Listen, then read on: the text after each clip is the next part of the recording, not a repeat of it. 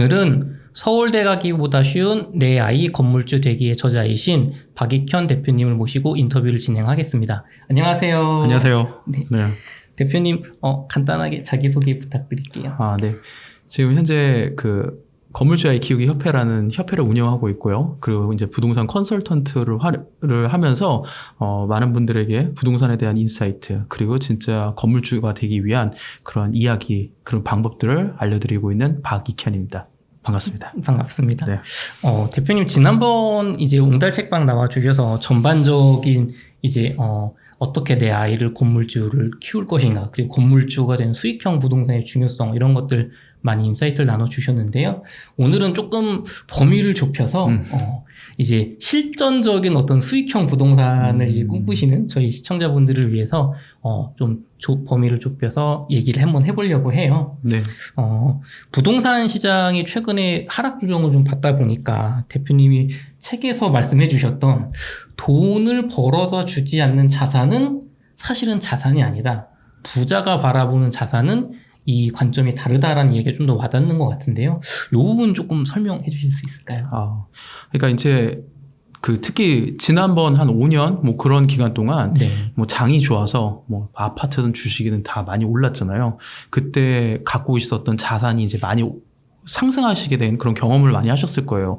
그래서 뭐 적게는 몇 억, 많은 분들은 막 10억, 20억 이렇게 올라셨단 말이에요. 거기까지는 좋은데 그건 내 자산의 가격이 올라간 거지 내 생활 수준이 올라간 거는 아니거든요. 그렇죠. 숫자상의 자산이 사실 네. 올라가는 거죠. 예를 들어서 서울에 뭐 중위 지역의 아파트를 살고 계신 분이 예를 들어 그 아파트가 10억인데 15억이 올랐어요. 그렇다고 그러면 약 1.5배가 오른 거잖아요. 그렇죠. 근데 내 생활 수준이 1.5배가 올라간 건 아니거든요. 사실은 갭 투자라거나 대출을 받아서 더 떨어지는 경우도 있는 것 같아요. 솔직히 말씀드리면. 그러니까 뭐 일단 뭐 지금 점점 금리가 올라가는데 그런 좀 상황들을 다 배제하고 네. 그 자산의 가치만 올랐다라고 생각을 했을 때도 내 생활 수준이 올라간 건 아니거든요. 그래서 이런 관점이 되게 중요해요. 이 자산의 가치는 오를 수도 있지만 떨어질 수도 있는 거잖아요. 왜냐하면 부동산도 보통 우상향을 한다고 하니까 우상향인 거지 상승 곡선이 이렇게 올라가는 건 아니잖아요. 이렇게 하면서 올라가요. 그럼 분명히 떨어지는 시간은 있잖아요. 네. 그랬을 때 자산의 가치로 올라와서 그거를 나의 안정적인 거다, 부자다라고 얘기를 하는 게 아니라 내 생활 수준이 꾸준하게 안정적으로 유지되면서 올라갈 수 있는 자산. 혹 좀 더 쉽게 표현하면은 뭐 우리 지금 진짜 많이 얘기하는 뭐 파이프라인이라든지 현금 흐름이라든지 이런 걸 다 총통 틀어서 나한테 무조건 플러스 알파가 될 수 있는 현금 흐름을 만들어줄 수 있는 자산이 진짜 가치 있는 자산이거든요. 여기서부터 모든 게 시작이 되는 것 같아요. 그리고 여기에 모든 초점을 맞춰야 되는데 그걸 생각을 안 하고 그냥 자산만 키우는데 혈안이 되신 분들이 너무 많거든요. 그 구분을 좀 하셨으면 좋겠어요.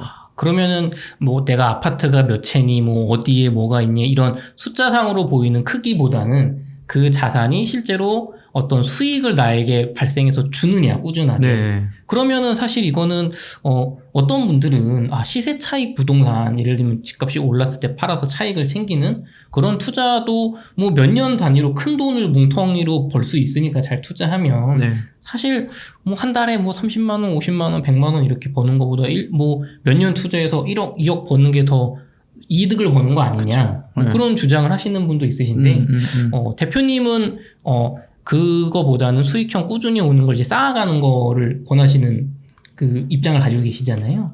그러니까 이게 네. 또 너무 막 편중되진 않았으면 좋겠어요. 그러니까 꾸준하게 수익을 올리는 거에 대해서는 그러니까 제가 그냥 노골적으로 말씀드리면 기승전 수익형인 거는 그거는 꼭 좀 잘 아셨으면 좋겠어요. 부자들이 기승전 건물 사잖아요. 네. 근데 건물을 사는 목적이 뭐냐라는 거죠. 그게 많이 올라서 결국 팔아서 큰 시세 차익으로 한다? 만 노리고 한다? 물론 그럴 수도 있겠죠. 하지만 거의 대부분 건물주가 되고 싶다는 꿈은 뭔가요? 건물에서 나오는 월세로 나 여유 있게 사는 걸 꿈꾸잖아요. 그렇죠. 그 월세니까 수익형이잖아요. 그렇죠. 그럼 기승전 월세 수익형인 거는 이제 그거 모르시는 분은 없을 거예요. 만약 이걸 부정한다 그러면은 이 영상 그만 보셔도 될 것 같아요.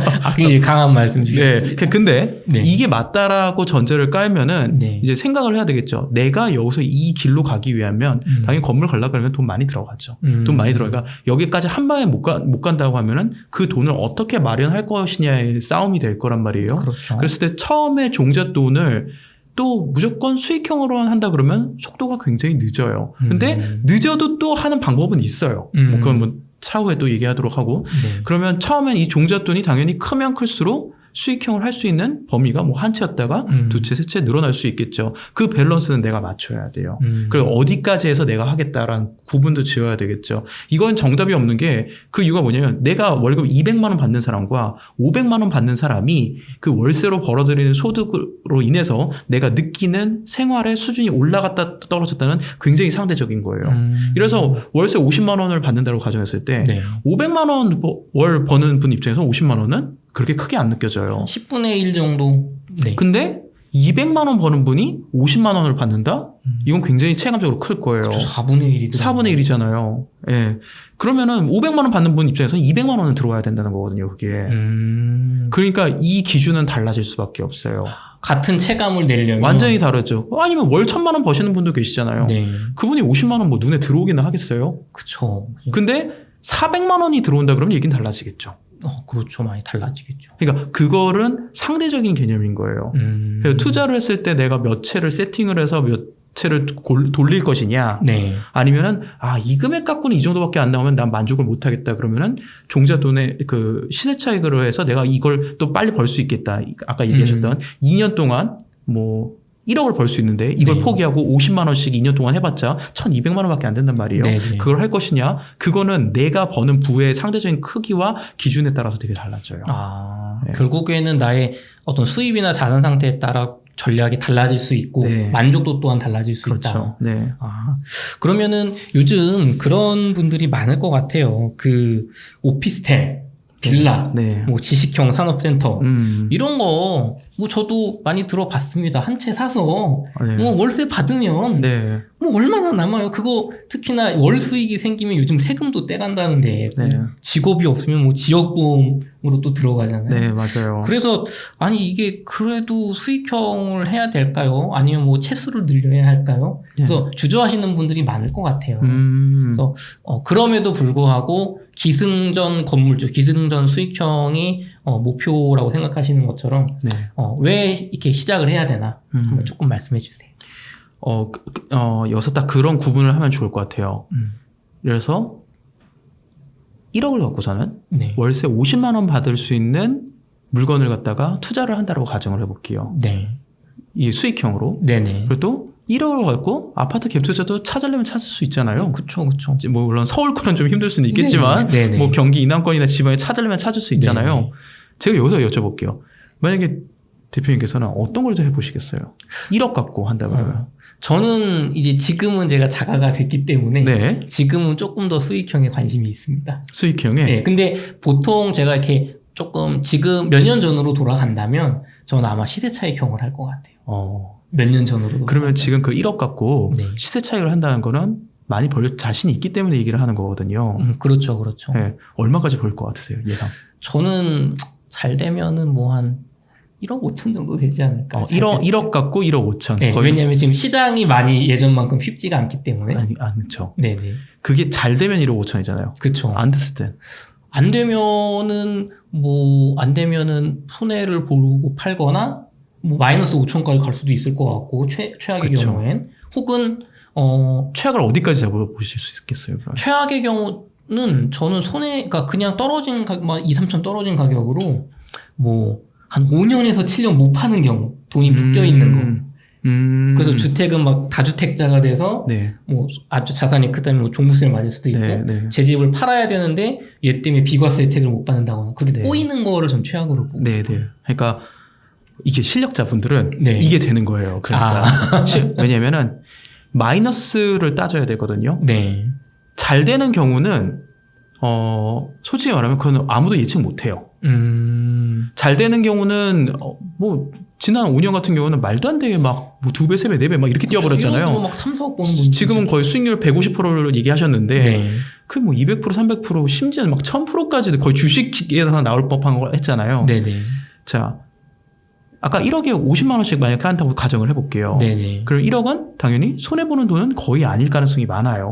대신에 급등해서 올라가지 않을 경우도 거의 많은 걸 전제를 깔아야 돼요. 그렇죠. 50만 원씩 1년이면 600이고 2년이면은 1200이란 말이에요. 그렇죠. 그 돈은 당연한 돈이죠.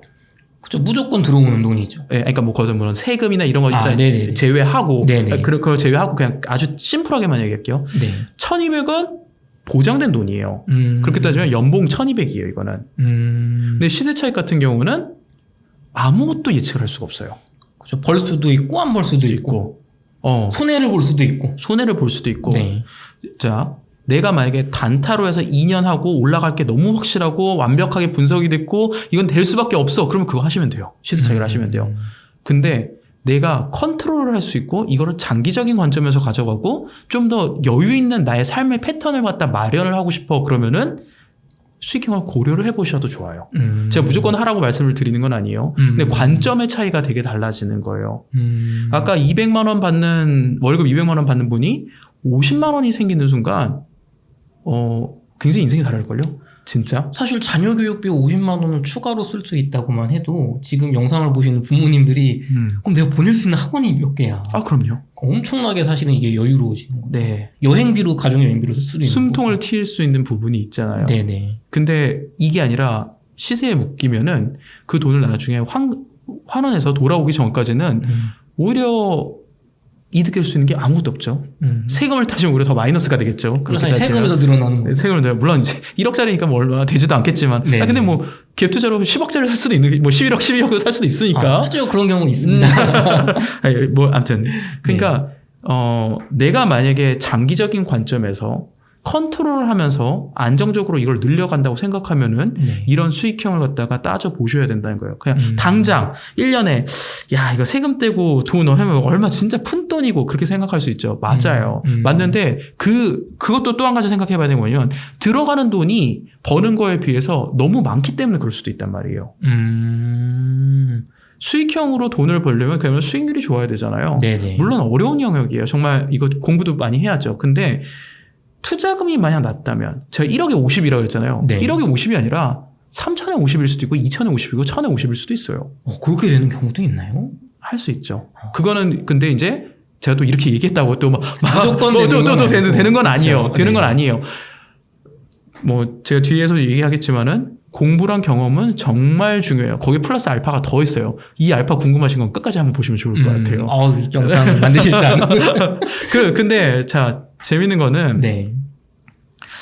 아는 사람들은요. 이 구조를 잘 짜면 아까 뭐 그래 뭐 1000에 그렇게 하면 좀 하고 3000에 50만 원을 만들 수 있다 그러면은 1억을 갖고 있다 그러면 150만 원이잖아요. 그렇죠. 엄청 큰 돈이죠, 사실. 엄청 큰 돈이죠. 네. 아니 그래 뭐 50은 그렇고 지금 한 30만 원이 지금 월세 거의 최저 기준이니까 네. 30으로 잡아보죠. 네. 그러면 1억에 세채를 해서 90을 만들 수 있다. 어. 월 현금으로 90을 만들 수 있다고 해볼게요. 그럼 1년으로 따지면 그냥 계산하기 편하게 뭐 900이라고 쳐볼게요. 네. 뭐 그렇죠. 1000만 원, 1080만 원이니까 1000만 원 정도. 네. 2년이면 2000만 원이잖아요. 그렇죠. 연봉 2000만 원이 더 올라가는 거예요. 엄청나네요, 사실. 근데 여기서 또 플러스 효과가 있죠. 2천만 원 정도밖에 안 됐는데 제가 아까 3천에 30이었잖아요. 네. 1년 더 지나고 나면 한 차를 더 늘릴 수가 있죠.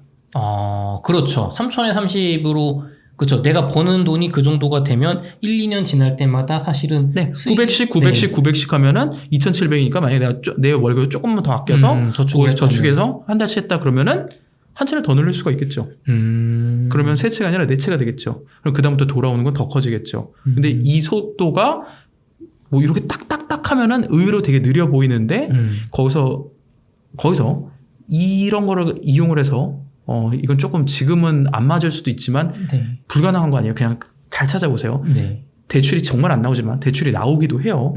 활용을 하고 구조를 짜고 금액을 하고 그리고 정말 이건 책에서는 볼 수 없는 거지만 그 공인중개사들이랑도 거래 잘하다 보면 신용으로 또 대출을 끌어들일 수 있는 그런 부분도 있단 말이에요. 그거 하면 이 채수 늘리는 속도가 점점 빨라지죠. 그러면은 어떻게 보면은 지금 우리가 생각하는 건 보통 내가 한 5천에서 1억 정도 여유자금으로 이거 한 채 사고 끝이라고 생각을 하는데 그게 아니라 내가 공부를 하고 알아보고 어떤 타이밍을 잘 잡아서 1억에 뭐 30이나 50이 아니라 5천에 30이나 50이 나올 수 있는 물건을 잡을 수 있다면 일단 수입이 2배가 되는 거고 그쵸. 그리고 거기서 나오는 돈들과 내가 어떤 직업에서 나오는 걸 저축을 해서 이거를 여기서 끝나는 게 한두 채에서 끝나는 게 아니라 불려 나가야 된다 곱하기로. 그렇죠. 그러면 그래서 사실은 목표가 건물주가 되는 게 이렇게 불려 나가면 네. 관리가 힘들어지잖아요. 10채 뭐 5채 되면. 근데 꼭 관리가 힘들어서 못할 거예요라고 하는 사람들은요. 네. 관리를 안 해본 사람들이 그런 얘기예요. 그래요. 저도 빌라 같은 거 이제 막 관리하시는 분들 얘기 한번 들어봤는데 이게 노후 빌라 같은 경우는 막 여기저기 뭐 이렇게 물 터지고 막 일이 많죠. 일이 많잖아요. 근데 이거를 물론 모든 뭐 노후 빌라나 오피스텔 이런 것만 사시는 건 아니겠지만 이게 개수가 늘어나면 그래서 아무래도 관리가 쉽지 않지 않을까라는 생각을 조금 하게 되거든요. 그 관리를 한 채 하고 나 힘들어서 못 해 먹겠어 하고 던지신 분들의 이야기만 들으면 거기까지예요. 물론 힘들어요. 네. 처음에 제일 힘든 거는 일단 세입자 불만을 다이렉트로 받으면서 그 일일이 응대해 주는 거. 그리고 또 진상 세입자 만나면은 이제 좀 피곤해지는 거가 있죠. 그죠. 막 복도에 물건 막 쌓아놓고 소방법 걸리고 막 이런. 그리고 좀 이런 특수한 상황, 얼마 전에 물난리가 나서 반지하가 그런 일이 벌어진다라든지 그런. 근데 이런 건 조금 열외로 할게요. 이런 건 거의 150년 만에 한 번 있었던 터진 일이었으니까. 낮은 확률이니까. 네. 근데 이제 나는 한 번도 집에 대해서 뭐 관리를 해본 적이 없는데 갑자기 뭐 벽지가 뜯어졌어요. 벽이 갈렸어요. 아니면 화장실 타일이 깨졌어요. 모네 얘기가 있죠. 네. 근데 그런 건 내가 한 번만 좀 경험을 하면 좋아요. 그런 거는. 만약에 좀 손재주가 있는 분들은 직접 가서 한 번 해주는 거 그거 의외로 어렵지 않거든요. 그러니까 이게 이런 거 투자를 해보신 분들은 막 별거 다 할 줄 알아요. 어떻게 보면은 막 이렇게 모든 걸 고치는 사람처럼. 왜냐면 남한테 맡기면 몇십만 원이거든요. 그러니 내가 직접 하는 게 훨씬 싸거든요. 그리고 그 한 거에 따른 퀄리티가 좋든 싫든 세입자는 해줬다는 게 중요한 거거든요. 물론 나쁘게 하면 안 되겠죠. 그렇죠. 최소한 세입자분들이 쓸 수는 있긴 해드려요. 네.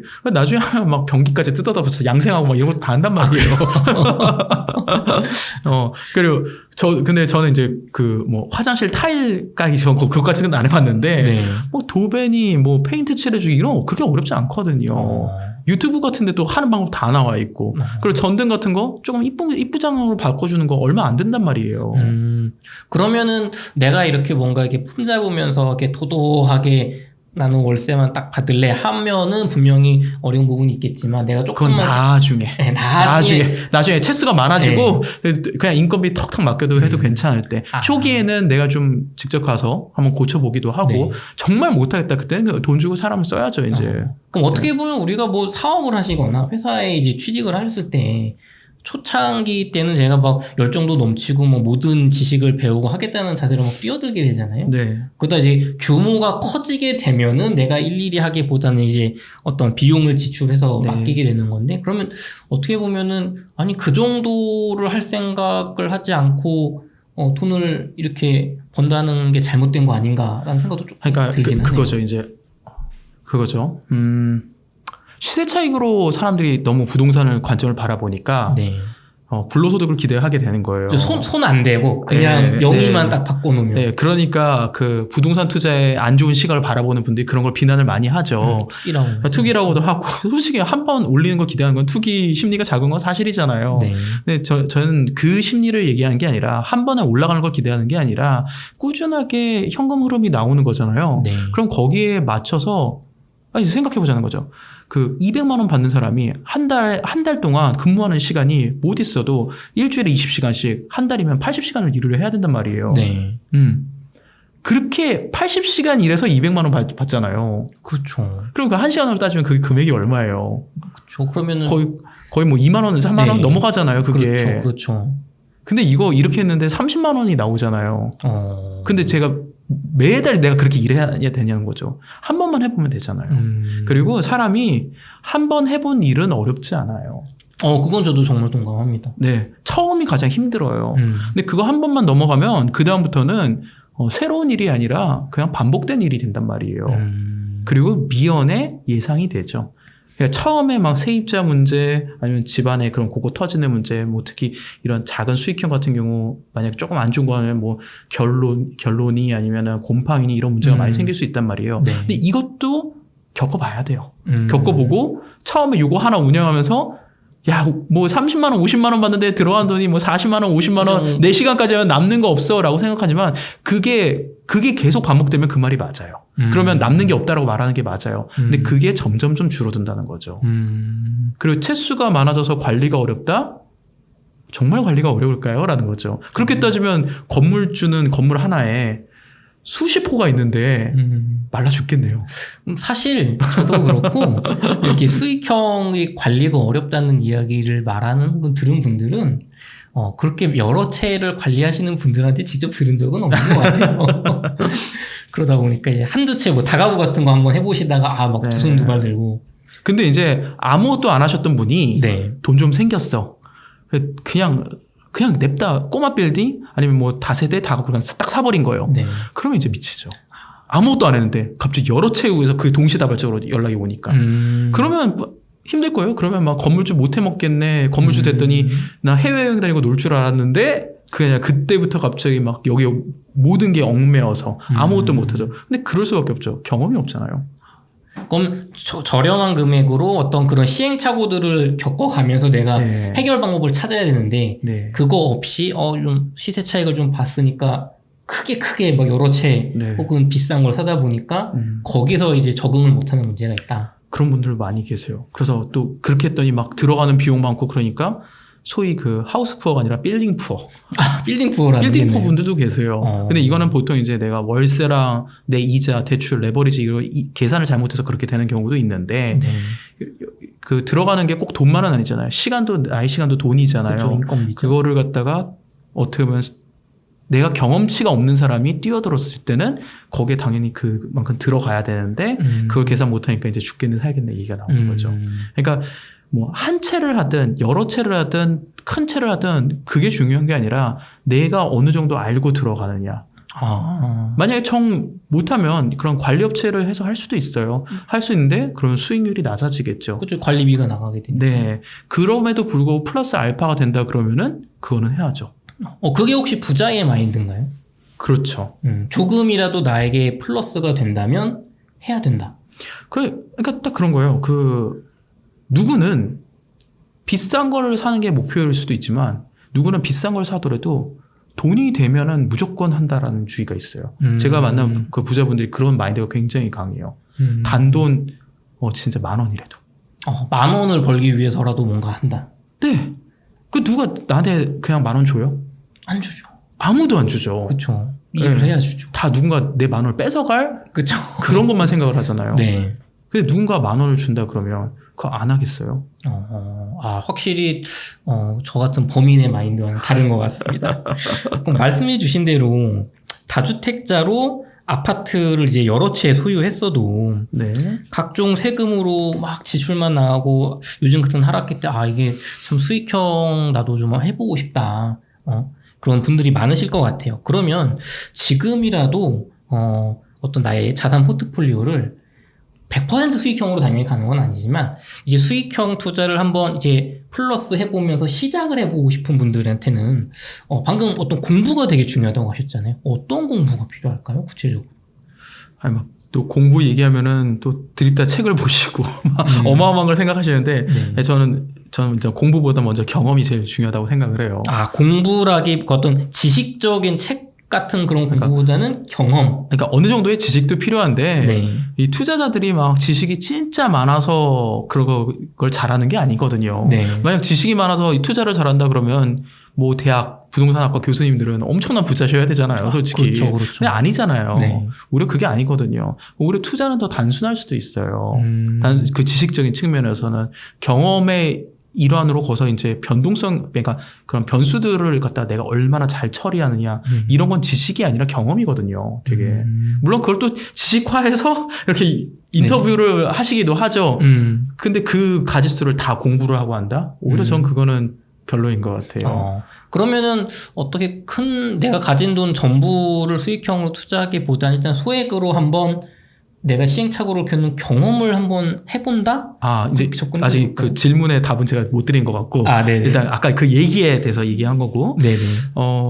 다주택자 아파트 여러 채 소유하신 분들한테 만약에 여유 자금이 있다. 그래서 바로 수익형을 하셔라라는 걸 전 추천하지는 않아요. 왜냐면 수익형을 먼저 뛰어들려면은 이것도 그냥 소소한 돈을 버는 부분은 아까처럼 얘기해서 뭐 바로 하셔도 되긴 해요. 네. 본인이 원하고 열정이 있고 그렇다면. 네. 근데 이것 바로 하시는 것도요. 되게 용기가 많은 분이나 가능하단 말이에요. 아파트만 여러 채 하시는 분이 뭐 상가 투자해 보세요. 이러면은 되게 부담스럽죠. 머릿속에 생각이 되게 많아지겠죠. 네. 그래서 제가 근데 또 여기서 하나 그 질문에 그게 있죠.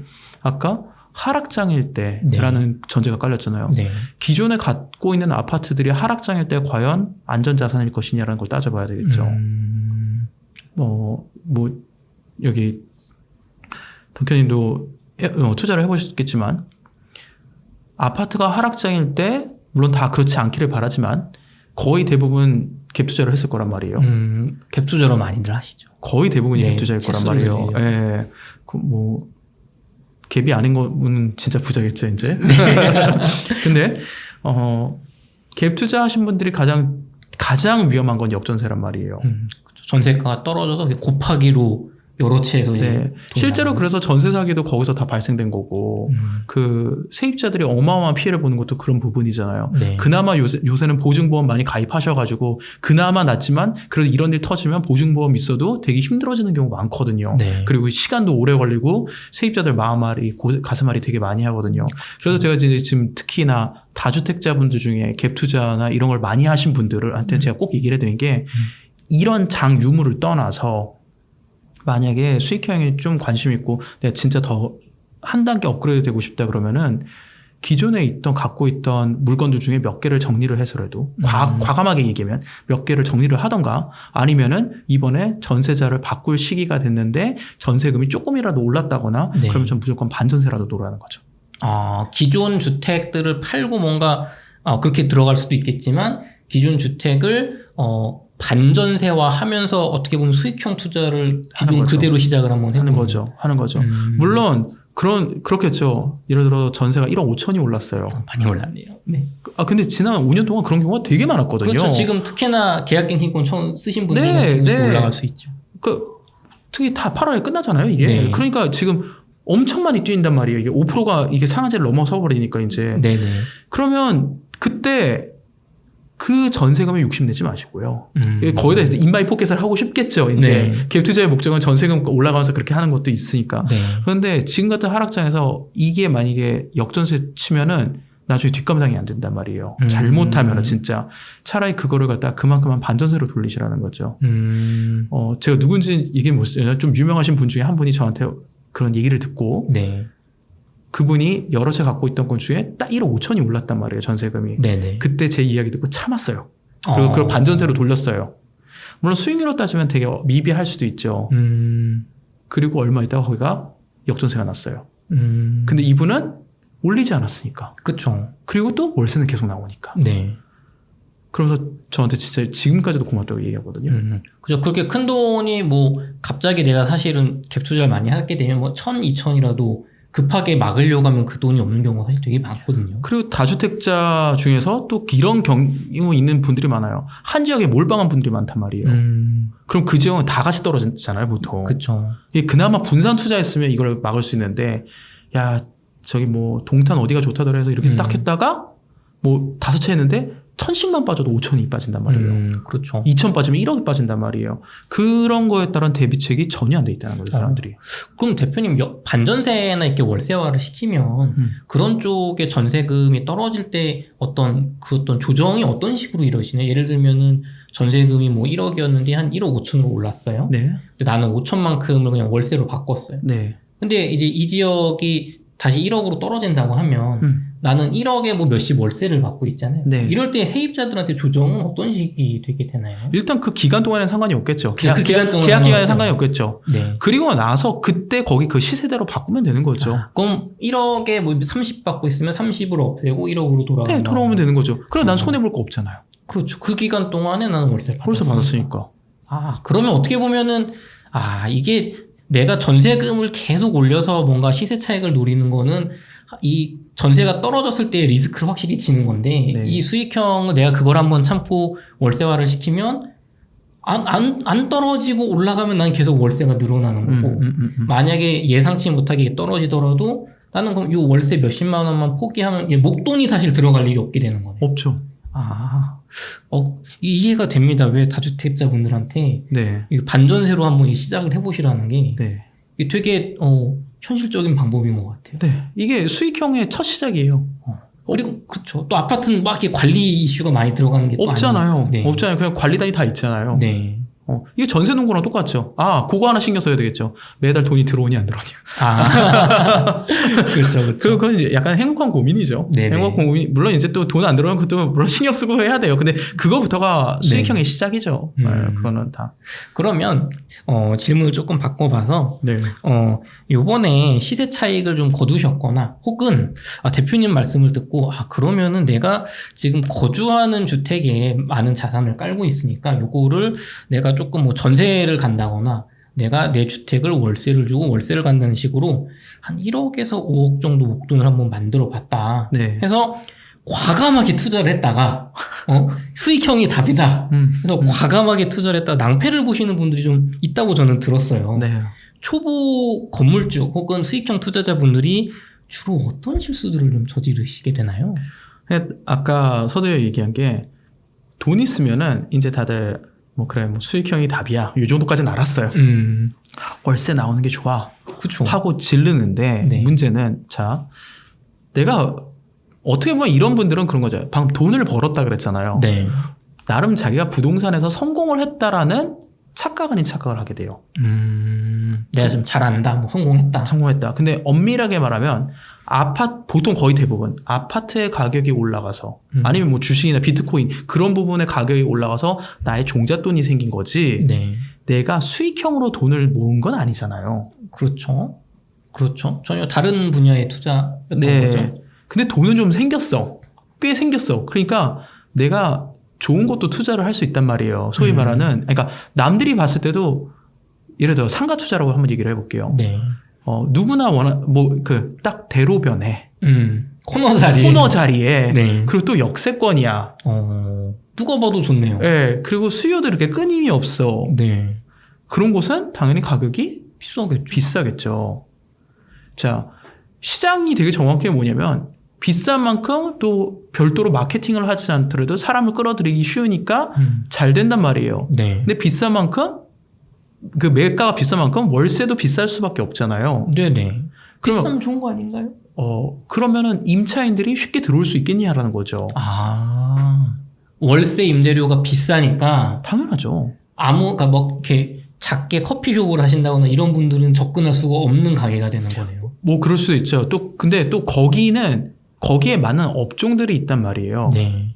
임차인을 맞춰야 되는 문제가 있잖아요.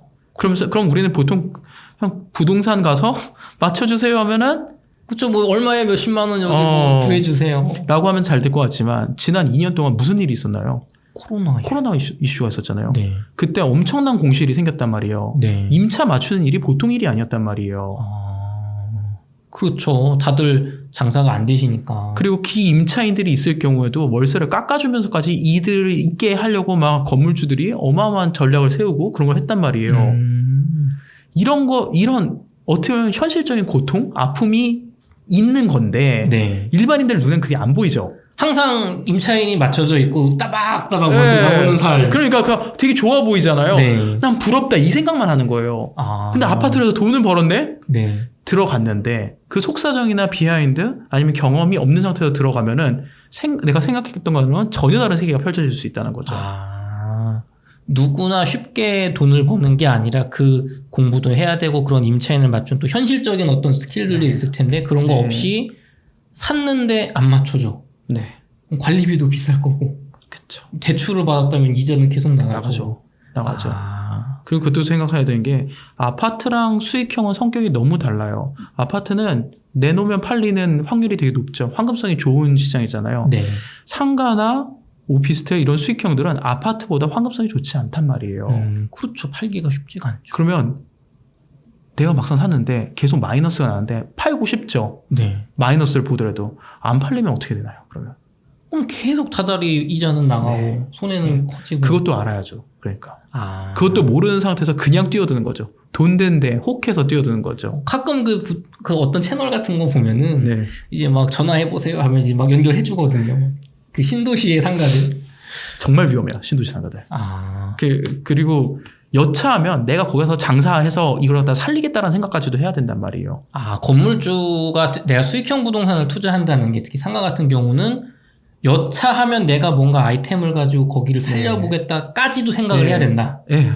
만약에 내가 기존에 장사하시던 분이에요. 네. 아니면 사업하시던 분이에요. 이런 분들이 오히려 이런 수익형 투자잖아요. 잘해요. 아, 내 사업 아이템이 어쨌든 있으니까. 아니면은 그걸 이용해서 내가 이걸 사업화시키는 거죠. 그렇게 할 수 있는 거 되게 많거든요. 저렴하게.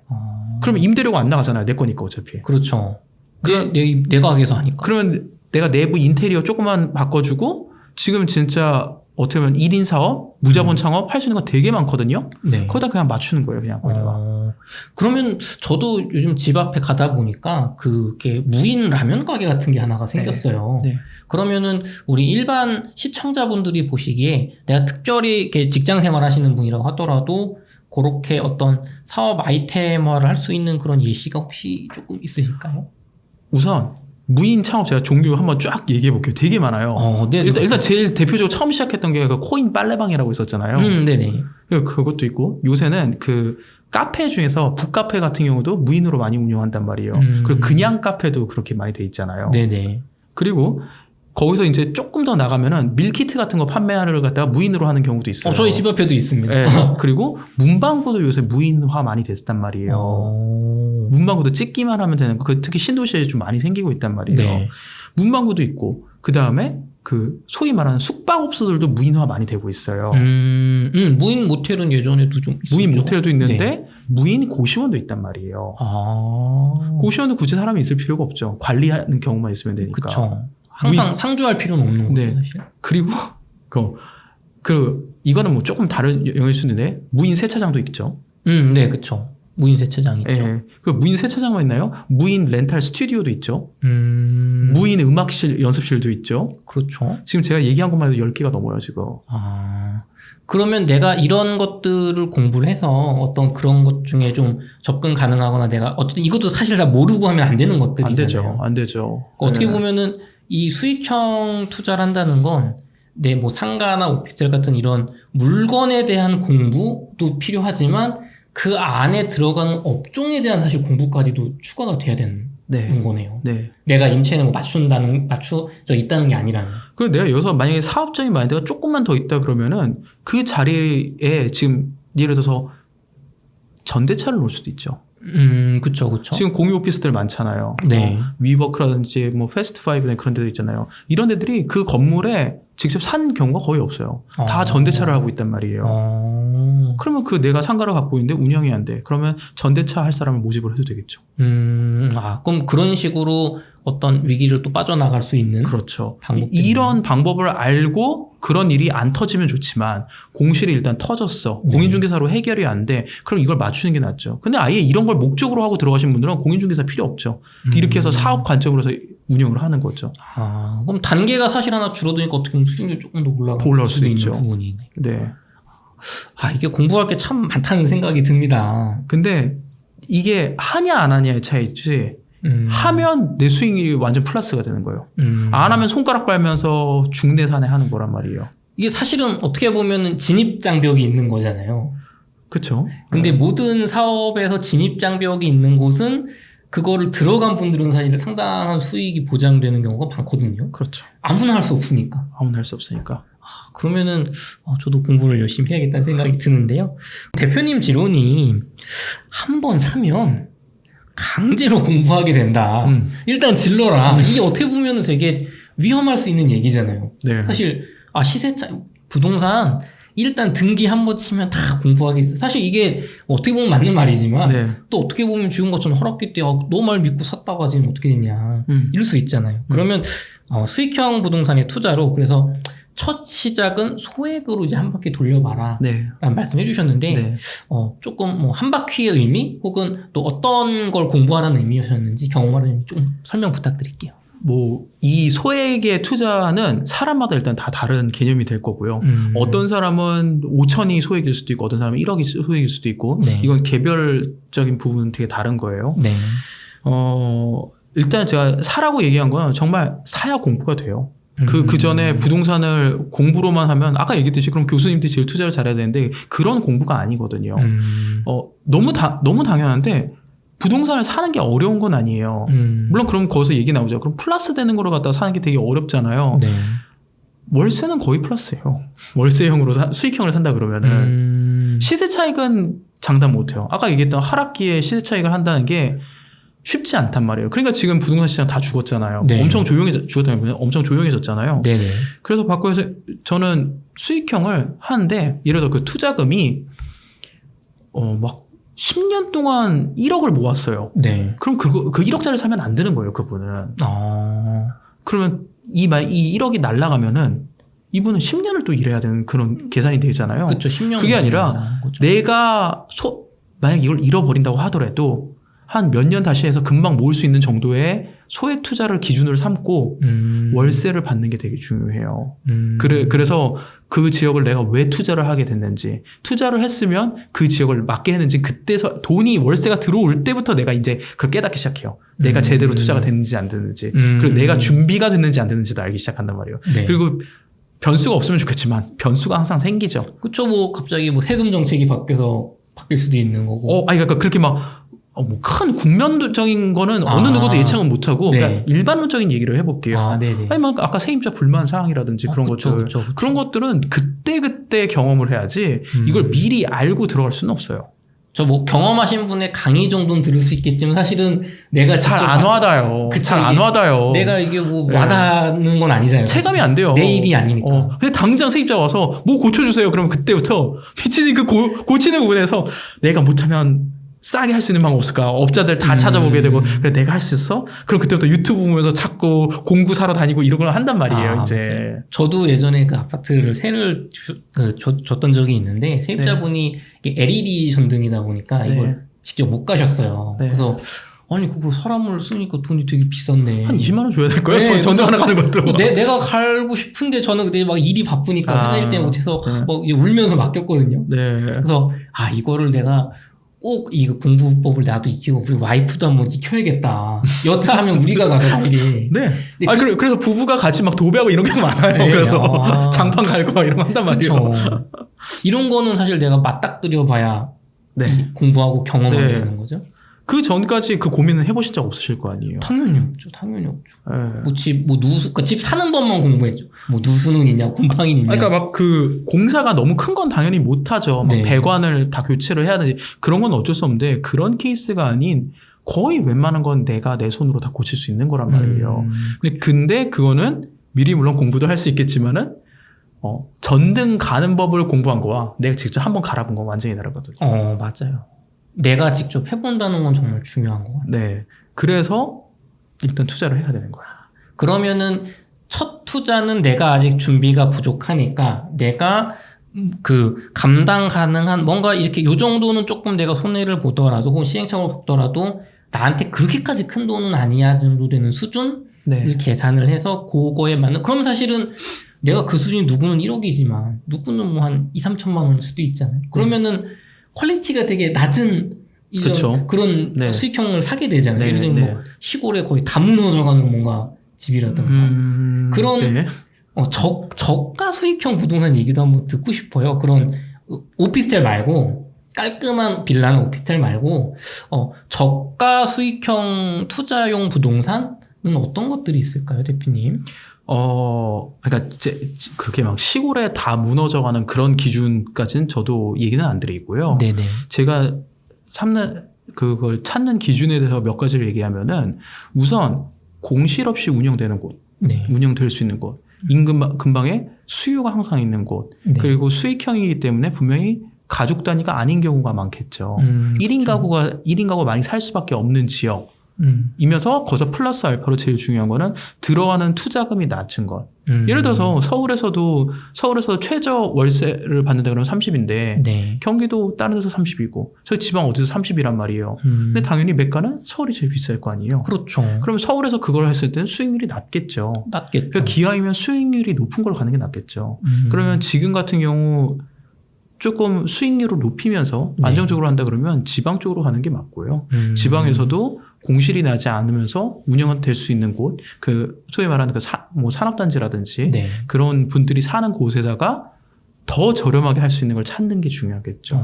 거기서 좀 간다 그러면 반지하, 빌라 반지하 같은 거 그런 것도 얼마든지 해볼 수 있겠죠. 근데 이제 내가 직접 관리해야 된다 그러면 또 너무 끝과 끝 멀면 안 되니까 그런 거리도 고려를 해야 되겠죠. 그렇죠. 회사를 뭐 경기도에서 다니면서 뭐 울산 같은 데를 이렇게 관리하실 수는 없는 거니까. 너무 멀죠. 그러면은 이제 손에서 너무 머니까 같은 경기도라 그러면 인근 근방으로 했을 때 내가 그렇게 멀리 가지 않는 거. 차로 한 1시간 이내에 도달할 수 있는 정도? 그 정도에서 한번 해보면 그렇게 막 무슨 뭐 썩빌? 뭐 이런 것까지 생각할 필요는 없고요. 단계를 낮추면서 오히려 신축인데도 저렴한 것들도 지방에 은근 되게 많이 있거든요. 그리고 여기서 만약에 내가 좀 더 공부를 한다 그러면 경매 같은 걸 하실 수 있다. 그럼 더 유리하겠죠. 그렇죠. 조금 더 저렴하게 구매할 수 있으니까요. 네. 그거는 물론 경매는 좀 특수 분야에 공부를 해야 되는데 경매도 그 경매를 다 공부하고 하려면 절대 경매 못 한단 말이에요. 막 유치권 설정부터 해서 네. 질권 뭐 그다음에 경매 뭐 다 하려면 안 되니까 명도 이런 것까지 다 생각하지 말고 진짜 쉬운 물건부터 하는 거예요. 진짜 쉬운 물건부터. 진짜 쉬운 물건부터 들어가서 보고 하는 거예요. 물론 제가 경매 전문가가 저는 아니기 때문에 제가 이렇게 감히 얘기 못하지만 좀 하신 분들은 이게 되게 쉬운 거라는 건 아실 거예요. 이제. 내가 내 목적에 맞는 이렇게 큰 문제 없고 당연히 수익률은 뭔가 문제가 있고 위험한 걸 내가 발굴했을 때 크겠지만 나는 사실 그걸 원하는 게 아니라 시세보다 조금만 더 싸게 사면 되는 네. 거니까. 그러니까 시세 차익을 한다 그러면은 막 그런 걸 생각해야 네. 되죠. 근데 우리의 목표가 시세가 아니잖아요. 그렇죠. 수익률을 높이는 게. 월세만 잘 받으면 되면 내가 사는 매가를 조금이라도 낮출 수 있으면 이건 수익률이 엄청 높아지는 거잖아요. 이게 그렇게 되면은 그렇죠. 내가 삼았던 기준 대비 네. 그런 관점으로서 들어가면은 그렇게 막 뭐 정말 낡은 거 이런 것까지 생각할 필요 없을 것 같아요. 네. 그러면 대표님 수익형 부동산 투자의 첫 시작 이제 말씀하신 것처럼 뭐 사람에 따라 달라지겠지만 소액으로 첫 시작을 할 때 어떤 물건들로 하는 걸 이제 추천을 한다. 그런 어떤 물건이나 어떤 지역이나 어떤 그런 추천해 줄 만한 그런 게 있을까요? 가이드가. 예를 들면 시세 차익 혹은 뭐 내 집 마련은 가능하면 빌라보단 아파트가 좋다. 나홀로보단 대단지가 좋다. 이런 기준들이 있잖아요. 요게 그 건 바이 건으로 좀 되게 달라질 수는 있겠는데 네. 우선 제가 아까 그 아파트 다주택자인 분들은 일단 반전세로 돌리면서부터라도 하는 거 그것도 수익형이죠. 그쵸. 그러니까 수익형이 제가 시작이죠. 이 부분은 그렇게 보는 게 좋은 것 같아요. 그 무슨 물건의 종류, 아파트니 오피스텔이 그 종류가 중요한 게 아니라 반전세니 월세니 이런 유형을 먼저 좀 따져보는 게 먼저 첫 번째인 것 같아요. 더 큰 유형을 매매해서 전세에서 반전세에서 월세로. 그러니까 다주택자, 네. 아파트 다주택자 같은 분들은 그런 걸 고려해 보실 수도 있겠죠. 네네. 그러니까 과감하게 뛰어들기보다는 그리고 아까 얘기했듯이 내 급여 대비 이 금액을 봐가지고선 했을 때 뭐 어떤 분은 50만 원 받는 게 굉장히 크지만 어떤 분은 50만 원 받는 게 굉장히 작단 말이에요. 네. 그럼 너무 작다고 느끼시는 분들한테까지 제가 무리해서 이거를 하세요라고 얘기하고 싶지는 않아요. 오히려 그분들은 그분들의 그 크기에 맞춰서 들어가는 것도 중요하겠죠. 근데 단순히 나 빨리 경험을 하고 싶어요. 그러면 아까 얘기했던 그 기준 있잖아요. 내가 손해를 보더라도 괜찮은 정도로 해서 빨리 그냥 투자를 해보면 좋겠죠. 근데 투자하는 기준은 어떻게? 아까 그 가격이 저렴하면서 지역의 관리 멀지 않으면서 네. 그리고 수익률을 높일 수 있는 것들 그런 기준으로 삼고 하는 게 좋겠죠. 그렇기 때문에 뭐 이걸 보시는 분들이 오피스텔이 맞아요, 지산이 맞아요, 맞아요. 아니면 뭐가 맞아요, 맞는 거 없어요. 정확히 말하면은 왜냐면 오피스텔 그 원룸형 오피스텔로 건물주 되신 분도 계시고요. 네. 지식산업센터 투자 잘해서 건물주 되신 분도 계시고요. 다 있어요. 중요한 건 뭐냐면 내가 관점을 갖고 이걸 갖다 꾸준하게 밀고 가는 게 중요한 것 같아요. 그럼 첫 시작을 뭘로 해요? 그럼 제가 아까 이야기했던 그 기준을 잡고 시작을 한번 해보세요. 그리고 그 기준에 맞는 물건이 있는지를 찾아봐야 되겠죠. 내 가진 금액에 맞는 게 오피스텔이면 오피스텔인 것이고 그렇죠. 뭐 지식산업센터가 된다면 그걸로 시작할 수도 있는 것이고. 그러니까 오피스텔이냐 지식산업센터냐 오피스냐가 중요한 게 아니라요. 내가 맞는 기준에 얘가 맞냐를 먼저 따져봐야 되는 거죠. 그리고 거기서 세금을 조금 더 공부를 했다. 그럼 이제 주택에 포함되냐 안 포함되냐. 네. 거기서 따라서 내가 이제 세금 뭐 종부세에 합산이 되냐 아니면 배제가 되냐 이런 것도 좀 더 생각을 해볼 수도 있는 거고. 네. 다 다른 거죠 이거는. 오피스텔도 주거형이 될 수도 있지만 비주거형이 될 수도 있는 거거든요. 그렇죠. 그럼 또 운영을 어떻게 하느냐에 따라 다른 거고. 그 세입자의 전입신고 유무에 따라 또 갈리는 거고. 그렇죠. 그럼 그걸 또 어떻게 방지를 할 것이냐. 네. 오피스텔을 발견했는데 그럼 공부를 해야죠. 공부를 많이 해야 되는 것 같습니다. 근데 중요한 건 일단 내가 사러 가야 되겠죠. 사러 가야 공부가 되죠. 그렇죠. 이게 참 이렇게 닭이 뭐냐 달걀이 뭐냐처럼 공부할 건 많은데 이 공부를 다 하고 시작하기엔 엄두가 안 나고 불가능해요. 일단은 어느 정도는 공부가 된 상태에서 일단 시작을 하면서 부족한 부분을 채워나가는. 그래서 어떤 오피스텔 하시는 분도 오피스텔만 하시잖아요. 네. 그게 사실 다 다양하게 섭렵할 필요는 또 없는, 나한테 맞는 게 있다면. 근데 이게 하다 보면 저도 거의 대부분의 물건을 다 투자를 해봤거든요. 네. 어차피 내가 그 안에서 들어가서 실거주하지 않는 이상은요, 거의 다 성격은 비슷해요. 투자하고 운영하고 관리하는 측면인 것 뿐이에요. 여기서 크게 벗어나지 않아요. 근데 이제 사람들이 거의 다 아파트만 했기 때문에 네. 아파트에 비해 수익형은 잘 모르는 영역인 거죠. 그러니까 아파트 투자는요, 되게 쉬운 영역이에요. 제가 개인적으로 그렇죠. 말씀드려요. 쉽죠. 왜냐면 조금만 공부하면 되고요. 네. 모든 정보가 지금 인터넷에 다 나와 있고요. 그렇죠. 하다못해 뭐 시장 조사 이런 것도 정말 어떤 좀 정말 부지런한 블로거 이런 분들 보면요, 매일매일 막 시황 올리고 그런단 말이에요. 그렇죠. 어플만 봐도 여기가 얼마가 떨어지는 그쵸. 실시간으로 공개가 뭐 아실이든 호갱노든 네. 이거 몇 개만 돌려보면은 이거 다 나오잖아요. 네. 근데 수익형은 그보다 정보가 부족하거든요. 그래서 조금 더 어렵죠. 그렇죠. 세법적인 부분도 그렇고 이게 주택수에 들어가느냐 네. 그런 것들을, 그렇죠. 그럼 어떻게 보면 익숙하지 않은 분야니까 공부라는 건 당연한데 네. 우리는 그걸 어려우니까 이건 오피스텔이 좀 쉽지 않을까, 지식산업센터가 쉽지 않을까. 그렇게 될 수밖에 없죠. 근데 그 단계만 넘어가면 수익률이 높은 거죠. 그러니까. 그럼 그 단계를 한번 넘어서면 오피스텔이든 빌라든 뭐 어떤 수익형이든 그냥 결국에는 그냥 유형일 뿐이고, 네. 어떤 게 이게 저렴하고 나한테 잘 이 조건에 맞으면 구매를 하는 거고. 그렇죠. 그렇게 되는 거군요. 단순하게 생각해 보자는 거죠. 만약에 경매를 한다고 쳐볼게요. 네. 경매를 한다고 그랬을 때 오피스텔이 있고 지산이 있고 아파트가 있어요. 네. 경매 방법이 다른가요? 방법은 똑같죠. 똑같잖아요. 네. 왜냐면 다 부동산이라는 거예요, 결국에는. 그러면 근데 거기서 이걸 내가 어떻게 운영하느냐에 따라서 다른 수익률이 발생을 하는 거죠. 그러니까 부동산이라는 게 너무 물론 쉽게도 다가가면 안 되겠지만 너무 네. 어렵게 접근하지 않는 게 되게 중요할 것 같아요. 근데 관점은 하나 있죠. 결국엔 딱 이걸 투자해서 돈을 번다라는 거잖아요. 근데 투자해서 돈을 버는 건 두 가지 유형밖에 없어요.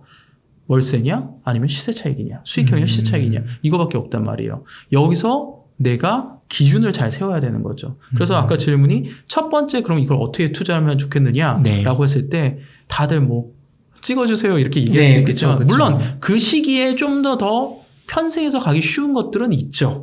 있기는 있어요. 네. 하지만 이것도 또 트렌드예요. 시기에 따라 다르고. 시세 차익으로 치면 한창 뭐 1억 이하의 공시지가를 가진 그런 빌라들 막 그런 투자 트렌드처럼 네. 트렌드는 있지만 트렌드 있죠. 그게 본질은 아니다. 본질은 아니죠. 그리고 작년부터 아니면 좀 아시는 분들은 또 지식산업센터에 엄청 많이 들어갔단 말이에요. 네. 금액이 되게 많이 올랐어요. 막 평당 1,000하던 게 평당 3,000, 뭐 서울 기준으로 해서. 네네. 그래서 올랐는데 그래도 그것도 가능한 부분이 있단 말이에요. 지산을 해서도. 네. 오피스텔, 그러니까 또 두 개의 성격은 좀 다르거든요. 만약 공부를 한다 그러면 그런 공부를 해야 되겠죠. 그리고 내가 맞춰야 되는 거고, 근데 둘 다 뭐 공실 가능성은 언제나 배제할 수는 없으니까 공실이 났을 때 과연 내가 이걸 어디까지 이 리스크 해지를 할 수 있느냐 네. 이런 걸 생각하고 물건을 들어가는 게 좋겠죠. 대표님 지금 말씀을 잘 종합해 보니까 정말 공부도 좀 하였고 기준도 세워야겠지만 시작을 해보는 게 생각만큼 허들이 높진 않겠다. 특히나 부동산의 기본적인 공부가 되신 분들은 네. 그런 생각이 드는데 그래도 저희들은 찍어주세요로 원한단 말이에요. 일단은 뭔가 알겠는데 구체적으로 1억, 3억, 5억으로 얘를 찍어주면 저희는 사실 공부를 그렇게 배웠어. 어떻게 배웠냐면 네. 전반적인 교수님처럼 공부를 하는 게 아니라 서울에서 여기 뭐 5억에 사세요 하면 여기가 왜 좋아요? 뭐 교통 호재가 있고 여기 뭐 지하철이 생기고 뭐 학군이 좋고 그럼 지하철 좋고 학군 좋으면 좋은 거구나. 근데 얘는 5억인데 쟤는 6억이네? 그래서 좋은 거네? 이런 식으로 공부를 했거든요. 그래서 오늘 한번 어려우시겠지만 1억대, 3억대 5억대로 서울의 수도권 혹은 뭐 지방도 좋습니다. 이렇게 투자 물건을 한번 찍어주시면 그게 막 대단한 게 아니라 이런 예시가 있다. 구체적으로 그럼 저희가 시청자분들이 공부하시기에 조금 쉬울 것 같아요. 그러면 돈에 상관없이 할 수 있는 방법을 알려드릴까요? 돈에 맞는 방법을 알려드릴까요? 저는 둘 다 해주시면 좋을 것 같습니다. 조금 조정하시면 되니까요. 1억 이하 투자자들이 1억 이하의 돈을 갖고 투자하는 방법, 이거를 깨달으신 분들은 돈에 관련 없이 계속 더 투자를 늘릴 수 있는 그런 방법이 있을 것 같아요. 근데 돈이 없는데 어떻게 투자를 하나요? 자, 한번 그래프가 한번 있다고 가정을 해볼게요. 네. 이 세로축은 공부와 경험 세로축이에요. 네. 그리고 가로축은 돈이에요. 네. 자, 이 그림이 그려지시죠? 네네. 우선 이 관점이 되게 중요한 게 공부도 안 돼 있고 돈도 없는 이 영역은 네. 투자가 들어가면은 안 돼요. 지금 저 단계에서는 절대로 투자를 하면 안 되는 단계예요. 네네. 근데 그러면 내가 여기서 탈출을 하려고 그러면은 네. 돈을 많이 벌거나 네. 공부나 경험을 쌓아야 된단 말이에요. 그쵸. 거기서 내가 먼저 선택을 해야 돼요. 경험이 적더라도 돈으로 밀어붙여 볼 거냐? 네. 아니면 돈이 적으니까 네. 공부와 경험으로 어떻게 기회를 엿볼 것이냐? 왜냐면 돈이 아주 많으면요. 네. 부동산은 굉장히 쉬워져요. 그쵸. 누가 봐도 좋은 거 사서 그냥 대출 없이 하면은 따박따박. 네, 그냥 강남 사고, 아니 강남 건물 하나 사고, 그쵸. 월세 받으면 끝나는 거잖아요. 뭐 100억 있으면 뭘 못하겠어요. 네. 그러니까 돈이 많으면은 그런 일들이 벌어져요. 아니, 하다못해 나한테 한 20억 좀 힘들고 한 30억 정도 있다. 그럼 뭐 최고 수익률은 못 내지만 강남 아파트 사놓고 그냥 기다리면 되잖아요. 그쵸. 시세 차익으로 봐도 사실 돈이 많다는 거는 유리한 거죠. 유리한 거죠. 자본주의 사회에서는 어쩔 수 없어요. 돈 많은 사람이 정말 뭐 최고로 더 큰 부자가 된다는 걸 꼭 보장하지는 않지만 그래도 어느 정도 적정 수준 이상으로 사는 게 보장되는 게 자본주의 사회예요. 그리고 물론 바보같이 내가 이런 소비성 지출만 하지 않는다면 네네. 그 투자성 지출은 돈이 많으면 많을수록 리스크는 낮아져요. 위험을 낮출 수 있는 정말 아이러니하게도 아파트 어떻게든 힘들게 해서 1억짜리 맞춰서 사는 사람이랑 네. 건물 하나 사는 사람이랑 리스크가 너무 달라요. 그리고 건물 사는 사람이 대출도 더 잘 나와요. 그렇다고 하더라고요. 그리고 더 큰 거래요. 그리고 이자율도 낮아요. 이거 어떻게 설명할 건가요, 진짜? 이게 막 뭔가 대출 저도 예전에 공부를 해봤는데 뭔가 이 주택 쪽 대출만 막 조이고 사실 뭐 땅이라든가 건물 쪽은 사실 많은 기회가 열려 있는 것 같아요, 정말. 아파트에서는 10억 대출 나오는 것도 정말 너무 힘들잖아요. 말이 안 될 정도로 힘들잖아요. 그렇죠. 건물에서 50억 대출은 너무 쉽게 나와요. 아파트는 사실 내 소득 대비해서 빌려주는 거니까요. DSR 네. 산정해서. 네. 물론 건물도 내 개인 명의로 하면 LTV 영향받고 네. 다 받죠. 근데 그걸 법인 명의로 돌리고 이게 이 건물 자체에 담보 가치가 있잖아요. 네. 그게 이제 아파트랑 다르거든요, 이제. 그리고 그런 규제도 네. 정부가 이건 풀어줬고 이건 안 풀어줬고. 그래서 돈이 아주 많아지면은 투자하기가 되게 쉽다. 투자하기가 쉽고 그 뭐 최고 수익률까지는 아니겠지만은 어느 정도 적정 수준으로 살아가는 건 되게 좋다라는 관점이 먼저 하나 있어야 돼요. 네네. 근데 이제 그런 사람들은 이제 선택받은 사람들인 거고. 우린 돈이 없잖아요. 그렇죠. 그럼 이런 사람들이 어떻게 해야 되는 거냐? 네. 라고 했을 때 일단은 공부와 경험을 해야 된단 말이에요. 그리고 앞서서 우리가 긴 시간 동안 얘기했던 게 공부와 경험에 대한 이야기를 한 거예요. 그리고 어떻게 하라는 그 기준들을 이야기를 한 거예요, 이제. 네. 그러면 뭐 굳이 막 1억 자꾸 그런 얘기를 하니까 제가 오히려 반대로 여쭤볼게요. 1억 갖고 지금 하신다 그러면 뭘 하시겠어요? 저는 솔직히 말씀드리면 저는 현금을 보유하고 있겠습니다, 지금. 하락장이어서. 네, 저는 지금 일을 벌리기보다는 대출을 갚거나 조금 방어를 해서 지키는 데 생각을 좀 더 가지고 있어요. 그런데 이거는 제가 지금 자산을 어느 정도 이제 가지고 있어서 그런 거고, 제가 지금 이제 막 20대 청년으로 1억 정도를 모았다고 하면 당연히 저는 뭔가 투자의 기회를 찾을 텐데, 제 생각에는 저는 제가 살 집을 하나 어떻게 사볼까? 1억 갖고. 네. 근데 서울은 비싸서 안 되니까 빌라를 살까? 경기도에 낡은 아파트를 살까? 뭐 네. 청약을 좀 기다려볼까? 네. 뭐 고민을 할 것 같아요. 네. 아마 제 생각엔 그냥 하락장이니까 한 1년 기다려볼까? 그렇게 될 것 같아요. 방법은 굉장히 많아요. 그리고 전 참고로 5천만 원만 있어도 투자할 수 있는 거에 대해서 얼마 전에 제가 또 강의도 한번 한 적이 있었단 말이에요. 5천만 원으로요? 네. 근데 중요한 거는 돈이 없으면요. 이 1억 이하인 분들한테 제가 정말 찐 방법을 몇 개만 얘기해드리면 이거는 그냥 단순히 부동산 공부가 아니라요. 하나가 더 공부 경험에다 하나가 더 추가가 돼요. 사업가적인 마인드가 무조건 추가가 돼야 돼요. 그러면 돈 무조건 벌 수 있어요. 사업적인 마인드요? 네. 아까 제가 무인 창업 얘기했잖아요. 네네. 무인 창업 방법만 잘 활용해도 돈 진짜 많이 벌 수 있어요. 그게 정말 많이 벌 수 있나요? 다들 그거 하지 않을까요? 많이 벌 수 있으면? 그거를 투자금이 많은 상태로 예를 들어서 뭐 아까 무인 아이스크림점 한다. 네. 그러면 대로변에 네. 누가 좋아 보이든 상권, 네. 그리고 인테리어까지 엄청 비싸겠죠. 좀 많이 그럼 들겠죠? 1억 갖고 안 되겠죠. 네. 그거는. 근데 그게 아닌 걸 해야죠. 그러니까. 그리고 아까 제가 잠깐 앞서 얘기했던 전대차 네. 방법을 잘 활용하면은 의외로 내가 돈 하나도 안 들이고 갈 수 있는 방법도 있어요. 그러면은 예를 들면 그렇게 상권이 좋지 않고 뭔가 그러니까 잠재력은 있지만 현재는 뭔가 좋지 않아서 저렴한 걸 내가 사서 그 안에서 뭔가 무인 창업을 하고 그 지금 좋지 않은 환경에 맞춰서 팔 수 있는 걸 내가 개발할 수 있다면 네. 그런다면 사실 돈을 벌 수도 있는 거겠네요. 그러니까 그거는 되게 좀 사업적인 네, 측면. 사업적인 측면. 근데 부동산만 한번 보자는 거죠. 그러면. 네네. 그럼 아까 제가 얘기했던 그 1억 네. 아니면 5천만 원 갖고 네. 월 30만 원 받는 거 과연 없을까요? 전국을 뒤졌을 때 과연 없을까요? 이게 사실 조금 지방으로 갈수록 좀 있는 것 같아요. 지방까지 안 가도 돼요. 경기도권에서도 찾으려면 찾을 수 있어요. 내가 안 찾은 거죠. 아니면 진짜 가장 늦게 올라가는 그리고 작년에 엄청 많이 올라간 인천 네. 있어요. 인천에도 있나요? 인천에도 있어요. 근데 저희는 어떤 생각을 하게 되냐면 부동산은 입지다. 입지가 좋은 곳을 사야 장기적으로 시세 차이가 나니까 저기는 싼 이유가 있잖아. 저기는 집값이 안 올라가잖아. 저한테 시세 차익으로 찍어주는 걸 얘기하면 이 영상 그만 보시라 그랬잖아요. 제가. 그렇죠.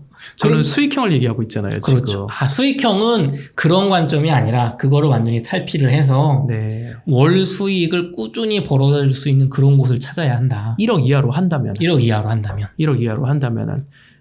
그리고 또 방법이 있죠. 1억이지만 네. 1억을 갖고 있어요. 여기서는 뭉치면 그 돈도 힘이 된단 말이에요. 뭉치면 힘이 된다. 자꾸 나 혼자 하려고 생각하잖아요. 그렇죠. 근데 가족들이 만약에 1억 이렇게 해서 한 5억 정도로 마련을 할 수 있다. 네. 그러면 5억짜리 투자로 넘어간단 말이에요. 그렇죠. 근데 이 모으는 걸 사람들이 안 하죠, 의외로. 근데 의외로 가족이 뭉쳤을 때 힘을 발휘하는 경우도 되게 많단 말이에요. 그러면 5억 갖고는 조금 힘들 수도 있지만, 아니, 서울 외곽 조금 더 벗어난 지역에는 가능하고, 네. 아예 그 돈이 모여지면은 네. 건물을 해볼 수도 있어요. 그 정도 돈이 그렇죠. 건물을 사실 뭐 10억, 20억짜리 건물 다 자기 돈으로 사는 게 아니잖아요. 아니죠. 그래서 아까 건물 같은 경우는 대출 레버리지가 되게 좋다 그랬잖아요. 네. 그러면 오히려 10억 모인 사람들은요, 100억짜리 건물도 한단 말이에요. 그럼 대출을 그렇게 막 80% 이렇게 받아서 네. 월세를 받고 이렇게 금리 올라간 거 이자를 내도 사실 수익이 남으니까 할 수 있는 거잖아요. 남는 걸로 처음부터 구조를 짜고 들어가는 거죠. 이걸 잘못 계산하면 아까 얘기했던 빌딩 푸어가 되는 거죠. 이제 이런 걸 계산을 아예 안 하고 들어가면 공부와 경험이 부족하면 여기서 실수를 하는 거고 할 수 있죠. 그거는 모든 부동산이 다 마찬가지일 거예요. 그쵸. 예. 그냥 단순히 매매가 얼마? 그만 생각하면 안 되죠. 일단 뭐 취득세도 내야 되고 그쵸. 취득세에서 살벌하단 말이에요. 그쵸. 그리고 공인중개사도 은근 그거 무시 못하잖아요. 그쵸. 그 0.9%가 작은 금액이 아니란 말이에요. 도 생각해야 돼요. 예, 그 외에도 뭐 기타 부대 비용들 은근히 많이 들어가잖아요. 네. 그런 거 다 계산하고 시작하는 거죠. 그렇기 때문에 그 정도의 공부는 당연히 해야죠. 그리고 그런 거에 플러스 알파로 내가 모르는 네. 돈이 더 들어간다고 생각해서 안전마진으로 10에서 20%를 놓고 들어가는 게 되게 중요하단 말이에요. 10에서 20% 안전마진으로 놓고 들어간다. 만약에 내가 그런 걸 투자를 했는데 네. 뭐 월세 투자했으면 크게 상관이 없을지 모르지만 그래 1억 갖고 막 갭 투자를 했다. 네. 그러면은 내 자산의 10에서 20%는 내가 현금을 보유하고 있는 걸 제가 개인적으로 되게 추천을 해드려요.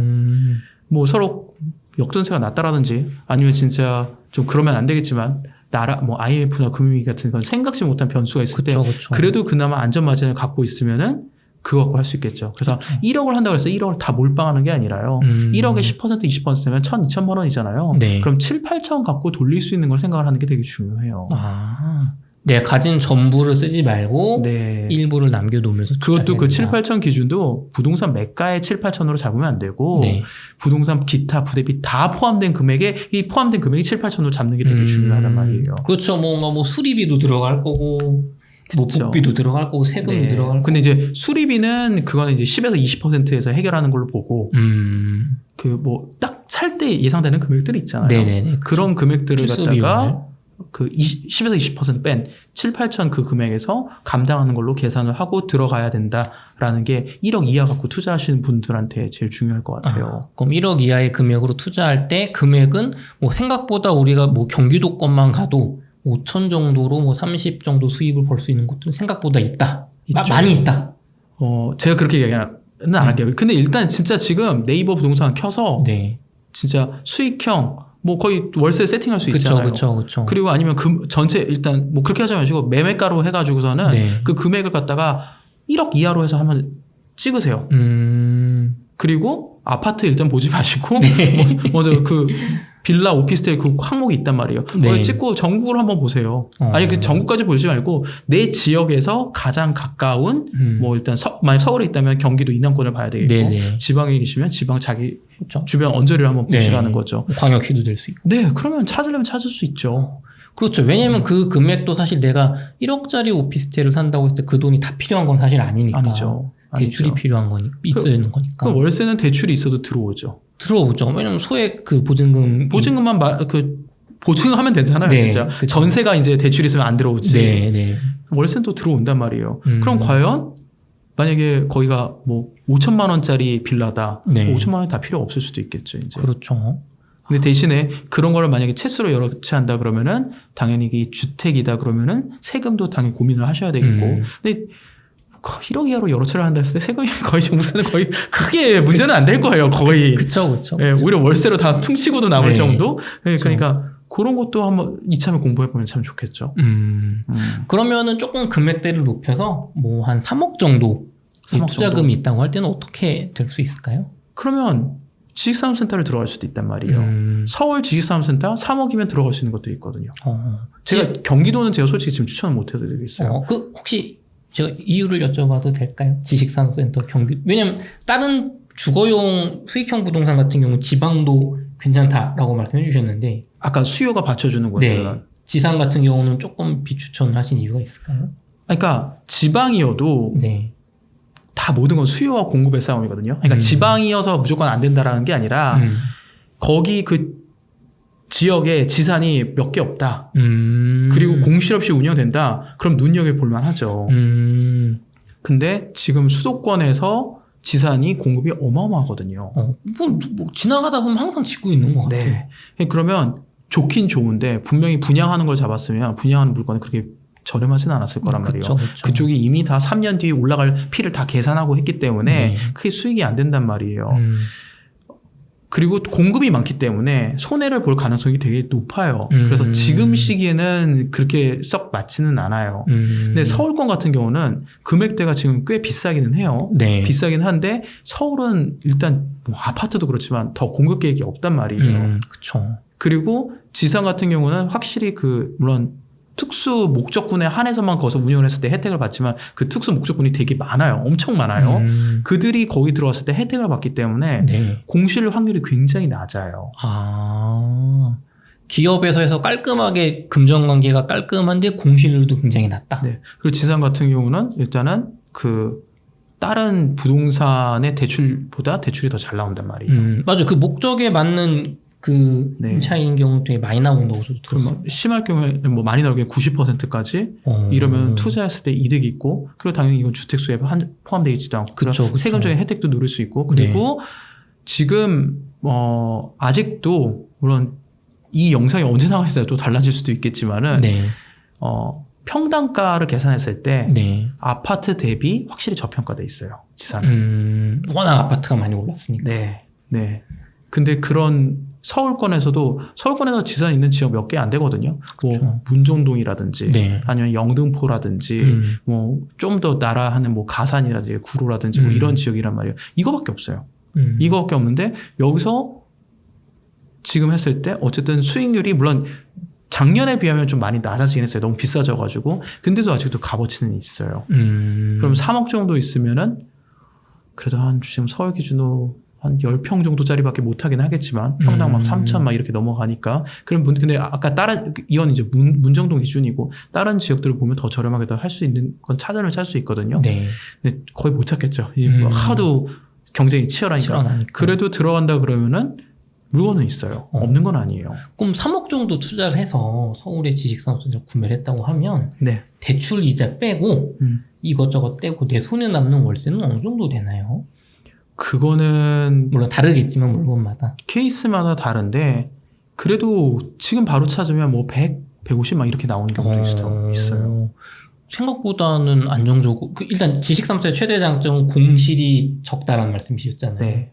그럼 그게 꾸준히 들어온다고 하면 정말 좀 좋은 투자 같아요. 그러니까 막 그렇게 기대하지 말고 그냥 뭐 50, 70도 그냥 무난하게 받을 수 있다 이렇게 생각하고 들어가는 게 마음 편할 수도 있을 것 같아요. 너무 고수익을 바라니까. 네, 제가 또 얘기하는 순간 또 이게 또 다 계속 달라지기 때문에 제가 이런 시황 얘기할 때 좀 조심스러운 부분이 있습니다. 그렇죠. 왜냐하면 이게 사실은 수익률이라는 건 이 매가가 올라가 버리면 이게 낮아지는 구조고. 그리고 이 지산도 어쨌든 이거는 오피스 건물이기 때문에 네. 여기 월세랑 여기 월세가 달라요.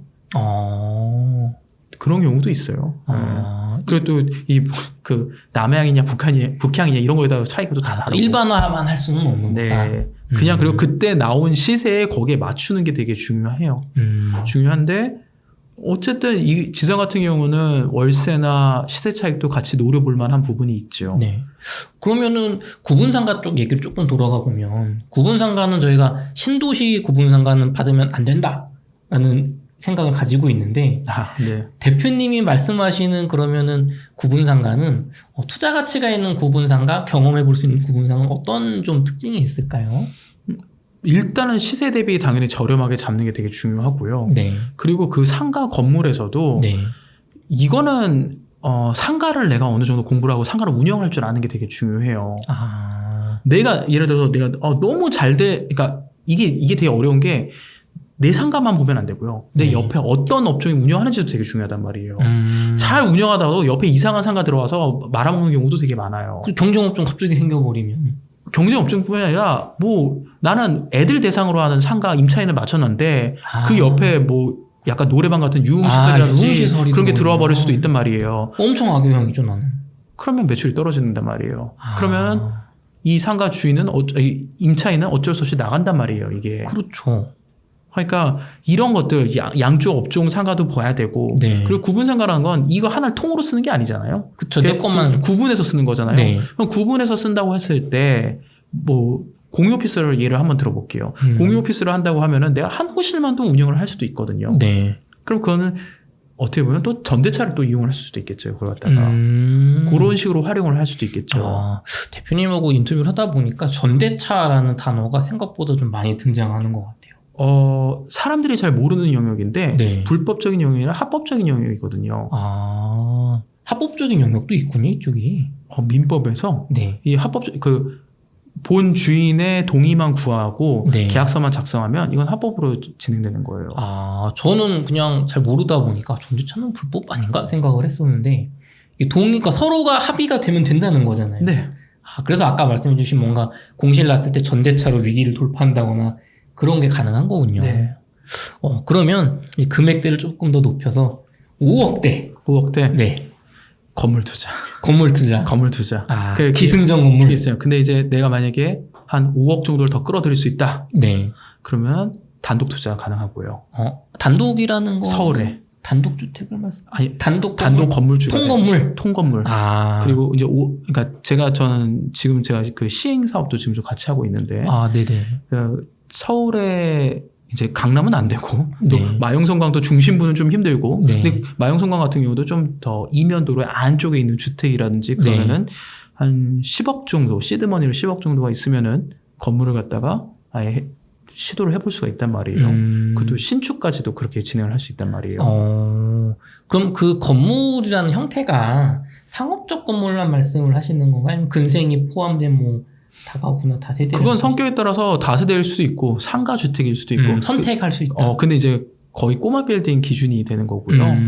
그리고 근생은 좀 어렵겠죠. 올 근생은 좀 힘들 수도 있겠죠. 근데 서울 완전 외곽이면은 가능한데 네. 그건 전 개인적으로 제가 비추천하고요. 왜냐면 그래도 가격이 올라갈 수 있고 공실이 나지 않는 건물을 지어야 되니까.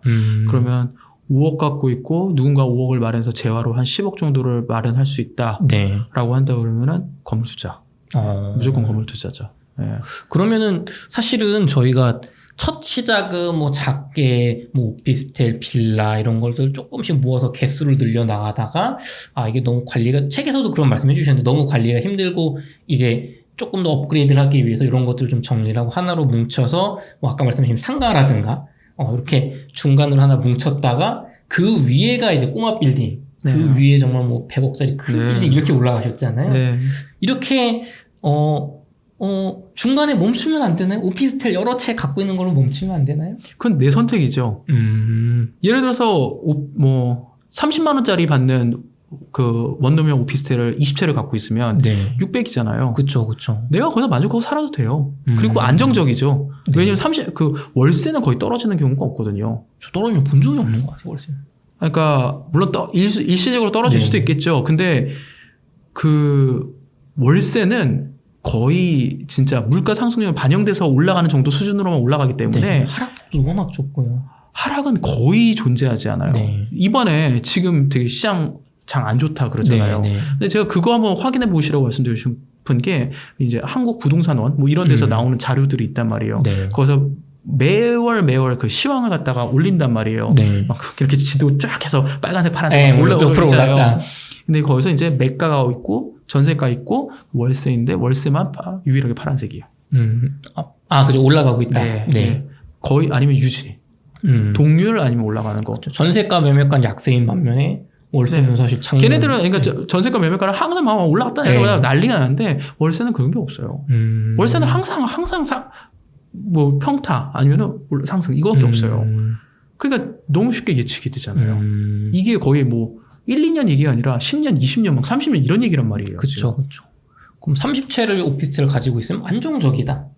그리고 내가 600만 원 정도에 네. 운영을 하면서 사는 게 일단 지장이 없다. 그럼 그렇게 사셔도 돼요. 그건 개인의 선택이에요. 근데 내가 여기서 월 600이 솔직히 많은 돈은 아니거든요. 가족 꾸리고 그리고 조금 더 내 욕심내고 그러면 이게 부족한 감을 느끼거든요. 그렇죠. 그랬을 때 제가 100억 건물주를 얘기한 게 뭐 수익률 지금 3%는 안 되지만은 네. 뭐 2%다. 그럼 1년에 못해도 2천, 3천만 원 정도 돈이 생긴단 말이에요. 네. 마음대로 쓸 수 있는 돈이란 말이에요. 1년이 아니라 거의 한 달에 쓸 수 네, 있는 월 그 정도 되는 거예요. 네. 월 기준이 내가 마음대로 쓸 수 있는 돈이 1,200만 원이 넘어가면요. 그때부터는 웬만하면은 뭐 과하게는 안 되겠지만 딱히 메뉴판 안 본단 말이에요. 그냥 먹고 싶으면 보이는 대로 집히는 대로 돈을 세뱃돈 주시는. 그러니까 그게 막 뭐 내가 막 술집에 가서 막 미치도록 비싼 돈 쓰고 네. 그러면 안 되겠지만 보통 웬만한 음식점 가서요. 그 정도 돈이 있으면요. 거의 그냥 메뉴판이 제일 비싼 거 먹어도 큰 상관없거든요. 여유가 생기죠. 그렇죠. 그런 인생을 살려면은 20채만 갖고는 안 되고 건물로 넘어오는 시기가 한 번 있어야 되거든요. 그러니까 내가 조금 더 부자의 삶을 목표로 한다면 업그레이드가 돼야 된다. 네. 그럼 건물이나 상가 같은 경우는 장점이 이게 채수가 어쨌든 하나로 줄어드니까 뭐 한두 채로 줄어드는 거니까 관리가 편해지거나 그런 건 없나요? 오히려 더 있죠. 그쵸? 확실히 뭐 예를 들어 오피스텔 여러 채든 지산 여러 채든 하면 네. 이게 다 띄엄띄엄 있을 거 아니에요. 네네. 그럼 실제로 문제 생겨서 내가 가보는 것만 해도 그거 한 바퀴 도는 것만 해도 시간이 어마어마할 거란 말이에요. 근데 이거를 하나로 뭉쳐서 건물에 다 들어가 있다고 생각을 해볼게요. 네. 그냥 층만 바꾸면서 다니면 되잖아요. 그쵸. 아니면 내가 거기 분명히 그 건물도 관리인 아저씨는 한 분 둘 거란 말이에요. 네. 그 아저씨 얘기만 잘하면 내가 아까 뭐 등 갈아주는 거 이분한테 맡길 수도 있겠죠. 그쵸. 그럼 위임이 훨씬 편해지겠죠, 이제. 그쵸. 규모가 커질수록 그래서 사실 이렇게 큰 부자가 되신 분들 보면 한번 건물 정도를 가지시게 되면 또 여유 시간이 또 생기는 거잖아요, 어떻게 보면. 여유 시간 생기죠. 조금 더 사업 쪽에 집중을 한다거나, 혹은 또 그렇죠. 투자 쪽에 집중한다거나. 네. 그게 정말 말씀하신 대로 이게 그러니까 이게 스텝이 있는 것 같아요. 내가 아무것도 모를 때는 무슨 큰 돈을 지르는 게 아니라 작은 거부터 먼저 작은 거를 관리하는 법을 배우고, 그거를 늘려나가다가 조금 더 큰 거를 관리하는 법을 배우고. 이게 근데 이렇게 좀 먼 발치에서 이걸 딱 보게 되잖아요. 네. 그러면은 지금 건물이라는 것도 이렇게 딱 봤을 때 결국은 그거잖아요. 내가 이걸 관리를 해줬고 이 사람들은 그 관리의 보답으로 아니면 집값의 의미로 월세를 내는 거잖아요. 그쵸. 이게 노력이 없는 게 아니에요. 관리라는 측면에 내 노력이나 시간이나 비용이 들어간단 말이에요, 분명히. 그쵸. 그리고 이 사람들은 비용을 나한테 지불하는 거잖아요. 네. 이거는 일종의 하나의 사업이에요.